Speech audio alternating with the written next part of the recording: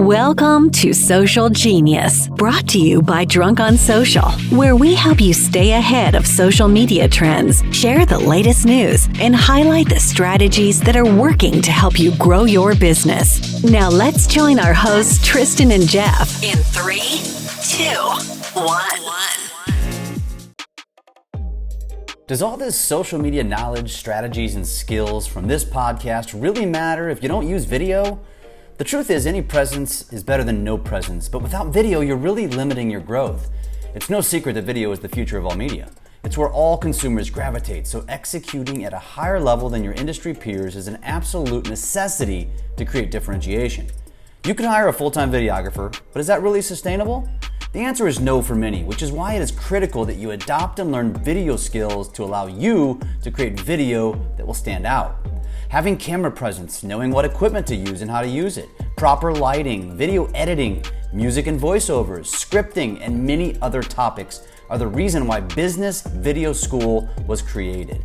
To teach you how to develop these skills quickly and easily with over-the-top support along the way so that you never feel lost. The Business Video School is a comprehensive video education platform that delivers all of this training, but also creates actual video recipes with instructions and scripts for you to execute relevant content weekly with all of the skills you learn. And it doesn't stop there. Regular video challenges, weekly Q&As, a real estate video roadmap, a community of people learning and experimenting with video, and so much more. Seriously, what are you waiting for? Why wouldn't you join the Business Video School today? Go to www.bizvideoschool.com/open-house and register for the next open house where you'll learn more and get a chance to hear from current students and even ask them questions. That's bizvideoschool.com. Check it out. We ended the last episode 70, talking about whether or not you were going to take a shower. And if you were watching these episodes, you might question whether or not we took a shower because we're wearing the exact same thing. I honestly just took a shower. I just took a shower. You lying sack of you know what. This is what happens when you record multiple sessions in one day. Welcome back to episode 71 of the Social Genius podcast, brought to you by Drunk on Social. And in episode 70, if you happen to miss it, go back and listen to it. It was a brainstorming session that I think you will gain a lot from. Those are a lot of fun to do, where we have no plan going into them and we just talk about what we're going to do and why we're going to do it. And it helps me spurn ideas. So go check that one out. But this one, we're going to get back to some news, and we've got some really, I mentioned this in 70, some juicy stuff. Tristan, where are we starting today? Dude, Twitter. Of all places, we're starting on Twitter, and not because Elon Musk is or isn't buying it or whatever's happening. They actually did some research, and they did research specifically on the roles that social media engagement has on purchase activity. And let me chime in real fast and say, even though he said Twitter, just this applies to every single platform. And I would argue some of the data he's going to share with you might even be stronger on the other platforms. So pay attention. Yeah, Facebook does this as well. And we dove into that, I think last year, a little bit into their report. And so I want to dive into this report really loosely. We'll put up the link in the podcast if you want to go along with it. But I'm going to just start off with some great stats. I think we're going to go over 3 or 4 stats to show you or to read to you, and then we'll go from there. First one, you ready? You ready? Go. Ready? 56% of shoppers consider social brand conversation more or as impactful as traditional reviews. Get out of here. I never thought about that. That's nuts to me, dude. Here was the question: which has more impact on purchase decisions? 35% said spontaneous conversation has more impact. 21% said equal impact. And 44% said product reviews on a purchase page have more impact. So if you look at the other percentages, those combine over 50%, if you didn't count, that's telling you that more or as impactful as traditional views. Dude, that's important because you and I, if we continually show up on social media, if we continually talk about things that we use, things that we like, those things are impactful because we're continually showing proof of use, proof that we're actually still around and talking about that specific company, right? That to me was so, it just blew my mind, just saying, hey, I guess we've been doing it right. We didn't need research to tell us, but the fact that it's there, and remember, even though it's Twitter, just like Jeff said, this applies to every platform. Here's the other one.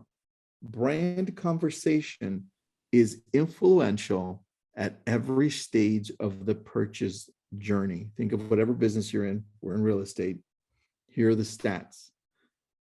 Before, so it's before a purchase, 71% said it's important to them, right? The brand conversation. They say it influenced them in some way, whether to transact, to buy, to use the services, 71%. The other one is early, which means 55%. So before is first, then early. Then in the middle, 51%, late 52%, and after purchase, 43% said it was still important to them so that they felt like they made a good purchase. Dude, what does that even say on follow-up, right? Like, think of the follow-up. You just finished a transaction with me. I'm the real estate agent. Not only do I make you my friend on social, on one platform, I do it on all of them. And I continually showcase all the things that I'm doing, the reviews that I have, everyone I'm helping out, all the good stuff that's happening. You're like, yeah, I made a good choice. I made a really good choice. And you know what happens after? They're going to refer me people. That's what happens after. Why? Because people remember the good more than the bad. And yes, that's another stat by Twitter. They said that overall, 86% remembered the good over the bad. That's a massive number. We'll put up all these stats for you so you can see them as well. Yeah. Okay, can I digress for just a second too? And I want to put a little bit more emphasis on the first one where, the 56% of shoppers, I'm going to say this again, 56% of shoppers consider social brand conversation more or as impactful as traditional reviews. Listen, real estate, I get it. Like, that's most of our audience. And you put such a massive emphasis, as you should, on collecting reviews, but that's traditional. That's old school. Don't stop doing it. But look how the world is evolving. And this is why Tristan and I are so passionate about it. It has such a big impact on our business, and why you should also, come on, it's another amazing statistic that says, put more emphasis on social branding. I'm done with it. That's all right. You gave me time to take a picture of it and send it over to Gary Keller. Ha! I just texted it to him. I'm like, hey, buddy, this was a good one. This is a good one. There. So, again, if you're listening to this, I'm a lack of words, because I just get it kind of pisses me off to a degree. It's like, come on, man. I mean, what more do you want? The difference is? The difference is that with reviews, and I bet you this number will increase over the next 10 years dramatically, because what happens is with reviews are old. They already happened, right? The difference is that social media, reels, lives, current posts, they're current. And people get to see what's actually happening. What's the latest conversation of this specific brand happening, not only in the brand's social outlets, but from other people using the brand? That's current, and that matters, because reviews are old. Keep that in mind, because as the world turns faster, that's going to be more important. Yep. All right, you've got a good one for us on now, rising online video trend. Oh, we're off that one. Yes, let's go over to the next one. Okay, so the title is New Research Looks at the Rising Online Video Trend. I mean, duh. It's not rising. It's crushing would probably be a better word. But there's some interesting stat. We got some amazing infographics from these. So make sure you check these out in the show notes. I'll probably be doing, short form videos on all of these. In fact, I will be, I can promise you that. But so first of all, they talk about the best social media platform for your brand's video marketing. Just take a random guess and tell me which one is you know what, you know the answer to this, but the top three, if you hadn't seen this before, do you think you would have guessed the top three? Me? Yeah. Oh yeah, I would have guessed it. In that order, as far as active. So there's different statistics here. We've got monthly active users, we've got monthly usage, and then we have the demographics. Okay, so I would have gotten the monthly active users for sure, but I would have gotten the monthly usage wrong because I would have reversed Instagram and TikTok. Yep. So there's the answer. So obviously the three platforms where it pays off the most are the most obvious: YouTube, Instagram, TikTok. I would certainly argue that Facebook should be right in there as well. And honestly, even Twitter and LinkedIn have gone that route where you're starting to see so many more videos, and it's only going to continue to evolve. So again, I know we're preaching something we've been preaching for years, but if you're not embracing video, you're not using it, you're not willing to do it, you're going to become a dinosaur.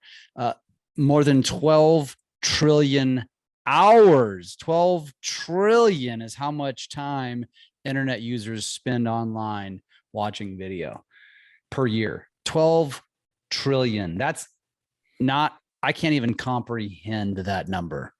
Dude, that's a ton. Well, let's talk about the monthly usage first of all. So the active users, you already know the order that this goes in. It's YouTube, Instagram, TikTok, right? You pretty much know that. We've talked about this in ad nauseum. Monthly usage, on the other hand, how many hours do users spend on each platform per month? How many hours per month? YouTube, 23.7 hours. That's how the average user spends on YouTube. 23, one whole day per week. Okay. I gotta say, I'm probably a little over that. Just so you know, that's why I hardly watch anything else but social media, dude. I don't consume almost anything. No, I'm the same. Sports occasionally. Yeah. That's about it. So people are spending an entire day on YouTube. That's more understandable because longer form content, you're spending time watching 10, 15, 20-minute videos. What blows me away is that TikTok is number 2 at almost 20 hours a week. No, I'm sorry. Per month. Let me correct that. Per month. 20 hours per month. So 20 hours watching less than 60-second videos. Just do the math. There's probably, if you actually broke this down, there's more individual video consumption on TikTok, probably by 3 to 5x than it is YouTube, because on YouTube you're watching one video that spans 10 minutes. On TikTok, in that same 10-minute window, you watched 15 videos. The reach is just insanity. And then Instagram is 11.2 hours per month. That's insane. Tristan, let's talk about the demographics. You take this one. All right, demographics was good to see because I didn't know that TikTok had more female users. I always thought it was kind of equal, but it makes sense. On TikTok, let's take TikTok first. 44% of the users are male. This is specifically for the United States. All right. So if you're in another country, we're sorry. I know we have a few listeners in Portugal. 44% are male, 56% are female. And here's the age. So about 21, 22% of the American US users are 20 to 29. 20-ish, I'd say 20% is about 30 to 39. 19%, 40 to 49. And then 50 or older is only about, what is that, 10%? I think it starts at 10. 10 is the bottom. So 15, that's like 15, 16%. 15. Apparently, Jeff, I can't read graphs. So there you go. Let's go to YouTube with my amazing graphs. Actually, no, jump to Instagram, then go to YouTube, because YouTube's going to blow you away. So do Instagram first. Oh, yeah. Oh, good. All right. Instagram, 50.7 users are male, so the percent of them. 49.3% are female. That surprised me. That's an equal 50-50. I thought it would be like TikTok though. 56 female. Oh, yeah. It makes sense. You know why? Because we see so many butts. That's why. Butts everywhere. I suppose. Instagram. I suppose. But I always think, but what episode is this? I don't. I purposely scroll past the butts because I don't want to get caught red-handed anywhere.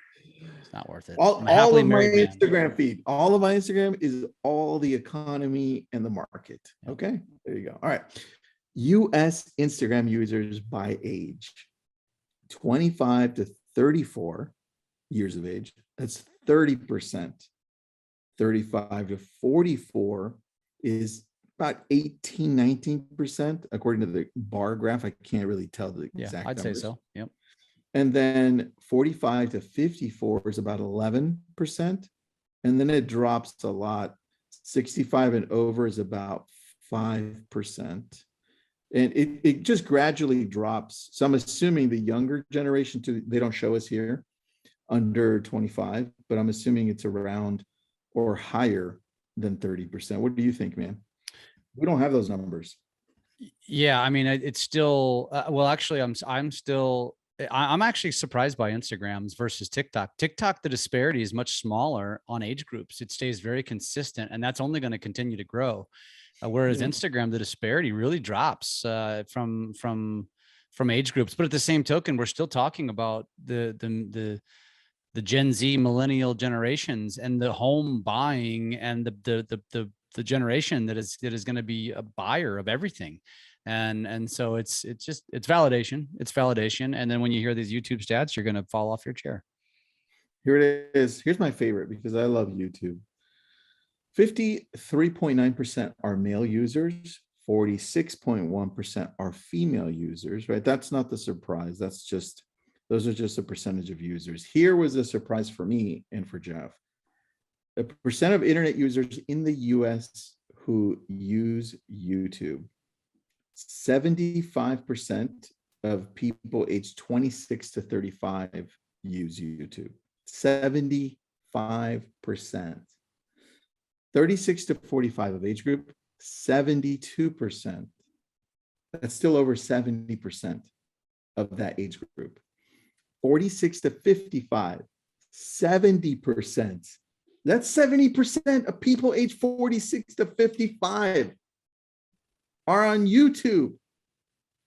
And this was the biggest shocker. I thought there was going to be a massive drop. 56 years or older, 65%. Is that 65%, Jeff? Yeah. That's 65%. It is. Actually, it's more like 67.5. Okay, thank you, Jeff. I think it's 66.5. The fact is 60% or over, right? Dude, everybody's on YouTube. It's no wonder that they have 2.56 billion monthly active users. 2.5 billion. This is US. This is US, by the way, which is for most of you is what matters. And actually, even most of our friends across the pond, their target audience is US, realtors or whatever. In a lot of cases, the age group was US. Obviously the users, the monthly active users worldwide, the 2.5 billion, right? But that is correct. Yeah. The internet users definitely only America, only US, and that's what we're targeting here. It's just. If that's not validating, go back and listen to episode 70 where we do a brainstorm session and Tristan talks about his strategy with using YouTube as the focal point. And if that doesn't validate, and every one of the people that we coach, and we have some group coaching, as you know about, and we have some personal coaching that is more expensive, but we literally manage your brand for you, and we supply an entire team of editors and writers and managers and all kinds of stuff to your personal brand. If you ask anybody that we're coaching, they'll tell you, so what's number 1A that they're going to have you do? And number 1A is creating long form content for YouTube. because then we can take that long form content, help you optimize and capitalize on the statistics that we're sharing, and then also chop that thing up and move it over to YouTube and Instagram, where there's also a ton of users. I'm telling you, folks, this is only going to continue to grow. And actually, the next topic is going to drive that home.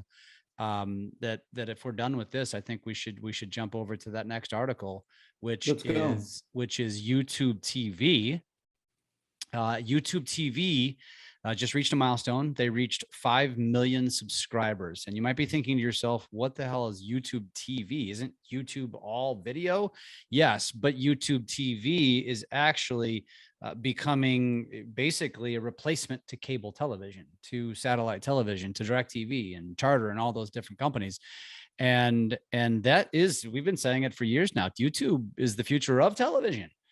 And they're only in infancy, 5 million subscribers. But you heard the statistic we just talked about.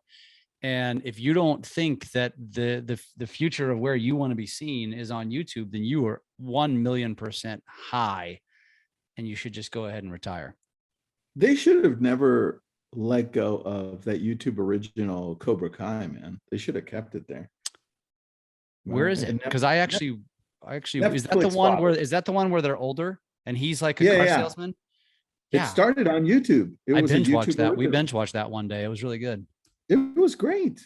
Yeah. And then Netflix bought it to continue the season, right? Netflix is smart. But yeah, YouTube missed the mark on that one. They should have held on to it, because that was really good. That was good. And I mean, what's the moral of the story from your perspective as somebody who's crushing it on YouTube compared to me? What's the moral of the story here, and why YouTube TV is relevant? If their emphasis is on growing more paid users on the video channels, right? And then we see how many people are using video worldwide. I mean, why aren't you?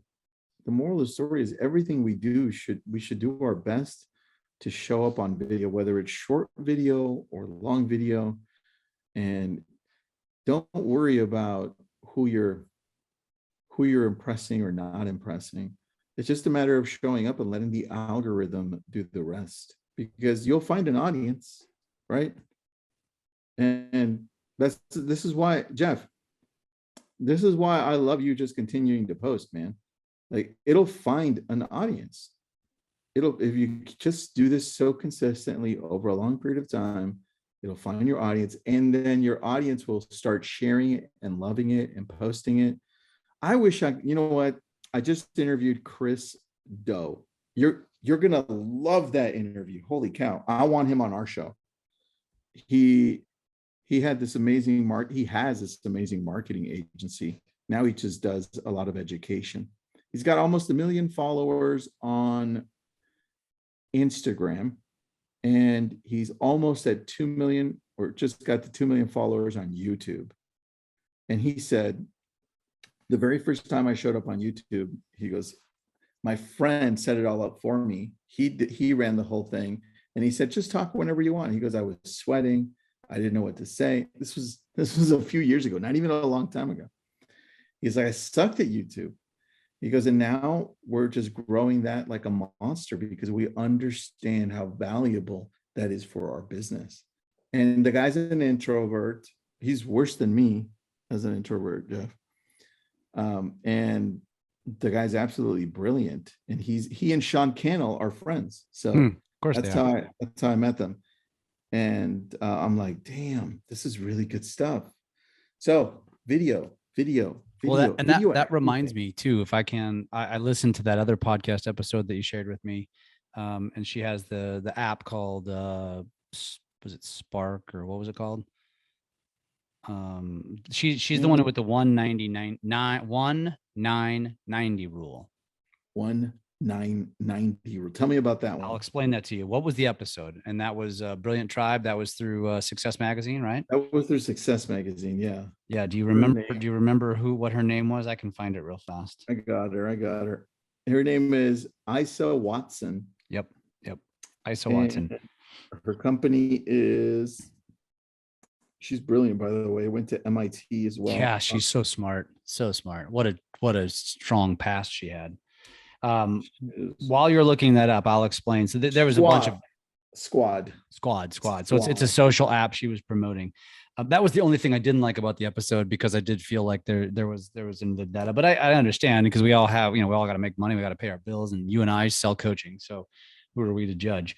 But the one thing I loved about her was the number 1, the number 9, the number 90, that totals 100, right? 1% of social media users are creators. 9% are light engagers, and 90% are just lurkers, AKA consuming content. I mean, think about that. I used to, when I speak, I say 2%. I'm now changing it. I'm going to steal this. 1% are creators.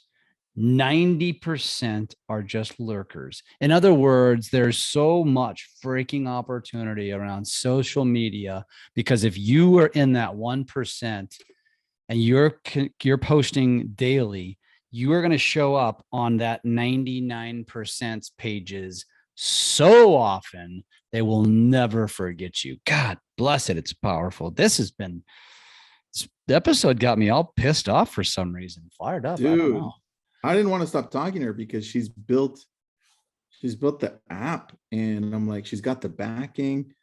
Who cares if she doesn't succeed here? I bet you if this she's doesn't going to succeed, she's going to succeed somewhere. You're going to hear about that app getting sold for tens and maybe hundreds and maybe even $1 billion to somebody. And we need to follow in her footsteps and start our own app, because our idea is great. So, you know what? I have to text Joe right now. Hold on. Text him right now. I'll wrap this up. Episode 71. Thank you for being here. And if this wasn't motivation for you, let me say it again. Go ahead and retire. We'll see you at the retirement party. Take a shower. Take a shower. Thanks for listening to Social Genius, brought to you by Drunk on Social. We are here to help you take your business to new levels through social media. Make sure to subscribe to get updates on new episodes, and come join us on our Drunk on Social Facebook page. And as always, make sure you leave us a great review on your favorite podcast app. Feedback and likes are very much appreciated.